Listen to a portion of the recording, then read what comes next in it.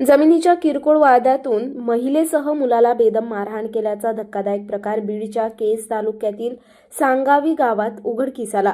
गावगुंडांनी भर रस्त्यात अमानुष मारहाण केली आहे, तर यातील गंभीर जखमी महिलेवर खासगी रुग्णालयात उपचार सुरू आहेत। तर याच अमानुषपणे मारण्याचा व्हिडिओ मोबाईल कॅमेऱ्यात कैद झाला असून मारहाण करणाऱ्यावर तत्काळ कारवाई करावी अशी मागणी केदार कुटुंबाने केली आहे। केदार कुटुंब दहशतीखाली असून जीवे मारण्याची धमकी दिली जात असल्याचं म्हटलं आहे। 5 डिसेंबर रोजी झालेली मारण्याची तक्रार पोलीस स्टेशनला का केली म्हणून रस्त्यात अडवून अमानुष मारहाण केली आहे। पोलिसांनी फक्त तक्रार नोंदवून घेतली, मात्र आरोपीवर कारवाई केली असती तर पुन्हा ही अशी घटना घडली नसती। या मारहाणीची आपबीती विजयमाला केदार यांनी सांगितली, तसेच जीविताला धोका असल्याचंही सांगितलं। दरम्यान बीड जिल्ह्यात मारहाणीच्या घटना थांबायचं नाव घेत नाहीत, त्यामुळे कायदा सुव्यवस्थेचा प्रश्न निर्माण झाला आहे। केज पोलिसांच्या दुर्लक्षामुळे पुन्हा एक गंभीर घटना उघडकीस आली आहे। अगोदरच आरोपींना समज दिली असती, कारवाई केली असती तर अशी घटना घडली नसती। हा देखील प्रकार या घटनेनंतर 5 तारखेला आमच्यासोबत मारहाण केली। नाना भाऊ काशीनाथ केदार, अशोक काशीनाथ केदार, पवन काशीनाथ केदार, शिवदास काशीनाथ केदार, शिवदास हरिदास धस यांनी मी विकत असलेली जमीन, माझ्या मालकीची वडिलोपार्जित असलेली जमीन विकण्यास विरोध करून मला मारहाण केली। मला आणि माझ्या आईला बेशुद्ध होईपर्यंत मारलं। आम्ही फक्त एकच कारण की आम्ही त्याला विरोध केला की आम्हाला का त्रास देतो, आणि त्यानं न विचार करता मला मारायला चालू केलं, माझ्या आईला मारायला चालू केलं।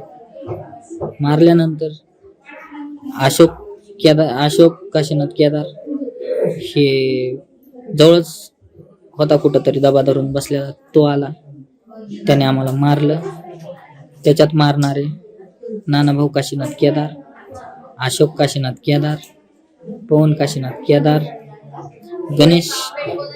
पवन नानाभाऊ केदार, गणेश नानाभाऊ केदार, शिवदास हरिदास धस एवढे मारायला होते। त्यांनी मारत ज्यावेळेस आम्ही बेशुद्ध झालो त्यावेळेस आम्हाला सोडलं।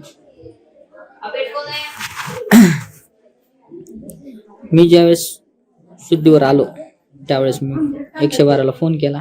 112च्या कंट्रोल रूमला फोन करून सांगितलं की मला पोलीस मदत आणि ॲम्ब्युलन्सची मदत तत्काळ पाहिजे। ॲम्ब्युलन्सला त्यांनी सांगितलं की वेळ लागेल। पोलिस सांगितलं की आम्ही कुठंतरी बाहेर आहेत, पोहोचू शकत नाही, तुम्ही कसं तरी पोलीस स्टेशनला या असं सांगण्यात आलं। त्यावेळी कसं तरी आम्हाला कोणी उचलायला सुद्धा जवळ उभारलेलं नाही। ॲम्ब्युलन्स आली त्यावेळेस आम्ही ॲम्ब्युलन्सनं केजच्या उपजिल्हा रुग्णालयात दाखल झालो। तर आम्ही आमची MLC केली, आम्ही उपचार घेतला। उपचार घेऊन आम्ही केज पोलीस स्टेशनला हजर झालो। हजर झाल्यानंतर तिथं आम्ही रीतसर तक्रार नोंदवली, आणि त्यावेळी मी सविस्तर पोलिसांना सांगितलं होतं की आमच्या जीवाला धोका आहे, यांचा बंदोबस्त करा, नाहीतर हे आमच्यासोबत काही करू शकतात।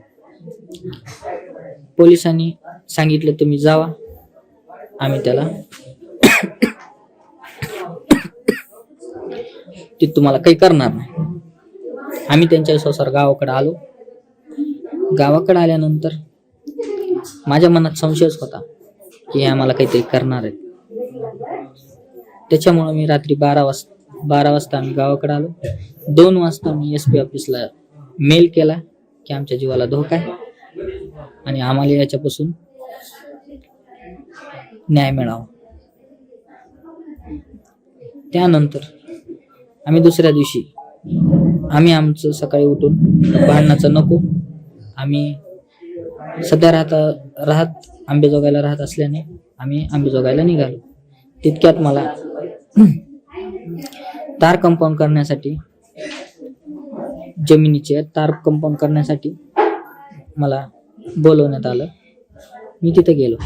तिथं अशोकराव राहणार अशोक केदार राहणार एकुरका तालुका केज जिल्हा बीड ह्यांना प्लॉट आम्ही विकलेला असल्यामुळं आम्ही त्यांना तिथं बोलून घेतलं आणि तार कंपाऊंड करण्यासाठी त्या तार कंपाऊंडवाल्या मुलाशी आम्ही बोलत होतो.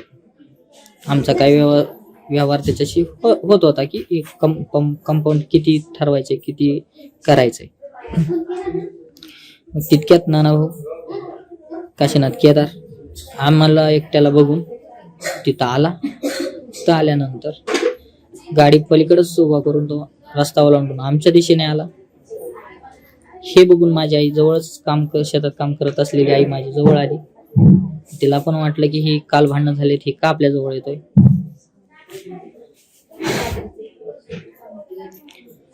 जवळ आला. जवळ आल्यानंतर आम्हाला शिवीगाळ करू लागला. अशोकरावांना धमकी देऊ लागला, तुम्ही जर शेत घेताल रान घेताल तर माझ्यापेक्षा बरं वाईट कोणी नाही आणि सगळ्यांना आम्ही मारलंय, तुम्हालाही माराय कमी करणार नाही. अशोकराव म्हणले गप बसले. ते तिथून थोड्या आमच्या जवळ थांबले. तितक्यात 2-4 गाड्या आल्या. गाड्या